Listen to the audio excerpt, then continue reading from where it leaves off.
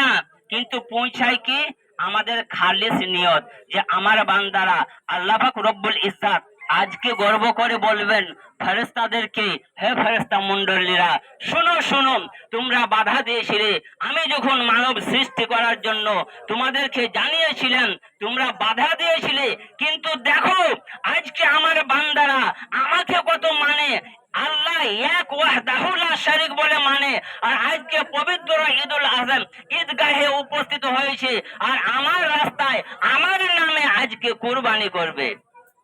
তো এটা আমাদের গর্বের বিষয় নয় যে আল্লাহ আমাদের জন্য গর্ব করেন?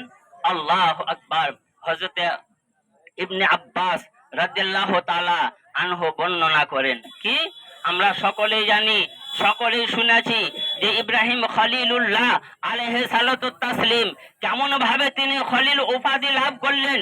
তাই কবি হযরত আল্লামা ইকবাল আলাইহি রহমা ওয়া রিদওয়ান তিনি বলেন যে আকল বলি বাড়ি শাহ জান হ্যায়, আর ইশক বলা ইয়ার পার কুরবান হ্যায়।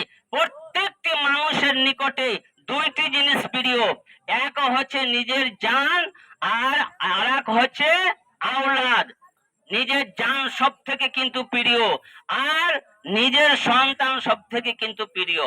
আমার দেহের মধ্যে যতক্ষণ জান রয়েছে, আপনি আমাকে যদি আঘাত করতে চান, আমি ওই আঘাতটা রোখার চেষ্টা করব। আমি যদি আপনাকে আঘাত করি, আপনি আঘাত করার চেষ্টা করবেন যে আমার জানটাকে বাঁচাবো। অনুরূপ আমার সন্তানকে বিনা কারণে বিনা অপরাধে কেউ যদি মারধর করে, আঘাত করার চেষ্টা করে, তাহলে কিন্তু আমি বাধা দেব, সকলেই কিন্তু বাধা দেবে।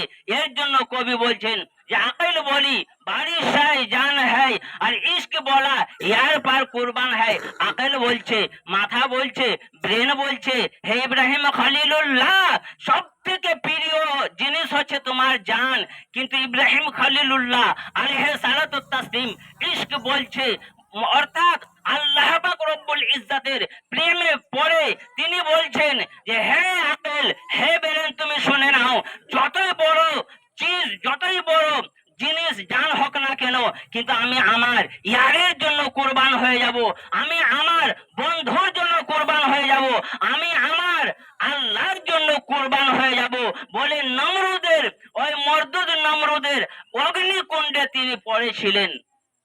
তাহলে দেখুন, নিজের জানের কুরবানি করে দিলেন। নিজের জানে কুরবানি করার পরে আল্লাহ পাক রব্বুল ইজ্জাত বড় ধরনের পরীক্ষাতে পতিত করলেন, বড় ধরনের পরীক্ষা তার নিলেন, আর সে পরীক্ষাতে পাশ হলো। প্রথম নিজের জানের পরীক্ষা নিলেন, পরীক্ষাতে উত্তীর্ণ হলেন, তারপরে আওলাদের পরীক্ষা।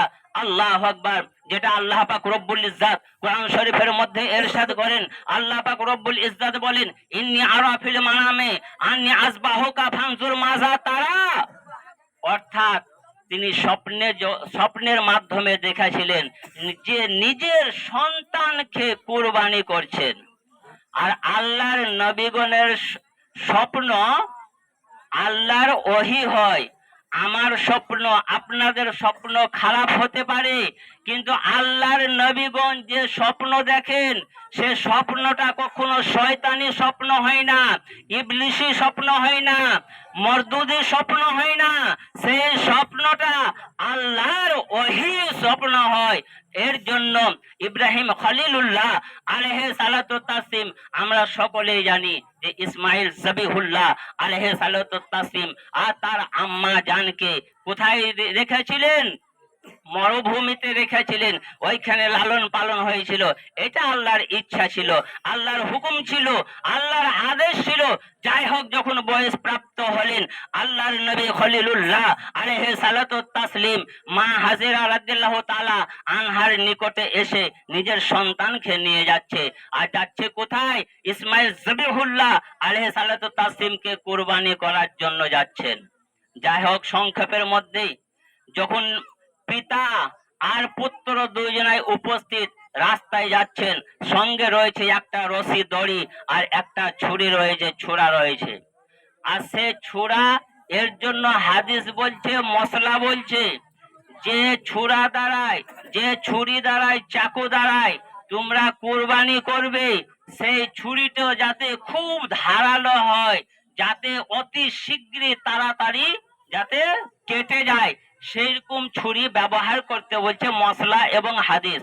যাই হোক, ইব্রাহিম খলিলুল্লাহ আলাইহিস সালাতু তাসলিম দুই পিতা পুত্রতে যখন রাস্তা অতিক্রম করছেন, মা হাজেরা রাদিয়াল্লাহু তাআলা আনহার নিকটে ইবলিস মালাউন উপস্থিত, শয়তান হাজির হয়ে গেছে আর বলছে, হে হাজেরা, তুমি জানো তোমার স্বামী আল্লাহর নবী তোমার সন্তানকে কোথায় নিয়ে যাচ্ছে? বলছে, কোথায় নিয়ে যাচ্ছে? বলছে, তোমার সন্তানকে তোমার স্বামী জবাই করার জন্য নিয়ে যাচ্ছে। মা হাজেরা বলে, কখনো হয় নাকি? অসম্ভব। বলছে, হ্যাঁ, এইটা আল্লাহর আদেশ। মা হাজেরা রাদিয়াল্লাহু তাআলা আনহা বুঝতে পারলেন, হে ইবলিস মালাউন, আমি বুঝতে পেরেছি তুমি শয়তান রয়েছে, ইবলিস রয়েছে। আরে ইবলিস, তুমি আমাকে পথ ভ্রষ্ট করার চেষ্টা করছো। আমার এক মা এক ইসমাইল কেন, আল্লাহ পাক রব্বুল ইজ্জত যদি আমার সন্তানের কুরবানি গ্রহণ করে নেয়, এক কেন যদি শত ইসমাইল হতো, তা আমি আল্লাহর রাস্তায় একবারে দিল খোলসা করে হাসতে হাসতে আমার সন্তানকে আমি কুরবানি করে দিতাম। এই ইবলিস মালাউন, তুমি আমাকে বাধা দিতে পারবে না। ইবলিস দেখলো যে একে ভটকাতে পারা গেল না, একে পথ ভ্রষ্ট করতে পারা গেল না। ইসমাইল জবিউল্লাহ আলাইহিস সালাতু তাসলিমের নিকটে উপস্থিত হলো, আর হওয়ার পরে বলছে, হে ইসমাইল, শুনো, তোমার পিতা তোমাকে কোথায় নিয়ে যাচ্ছে জানো? তিনি বললেন যে কোথায় নিয়ে যাচ্ছে? তোমাকে জবাই করার জন্য নিয়ে যাচ্ছে, তোমাকে আল্লাহর রাস্তায় কুরবানি দেওয়ার জন্য নিয়ে যাচ্ছে। ইসমাইল জবিহুল্লাহ আল্লাহর নবী ছিলেন, তিনি বুঝতে পারলেন, আমি বুঝতে পেরেছি তুমি মরদুদ রয়েছো, তুমি ইবলিস শয়তান রয়েছো। হে ইবলিস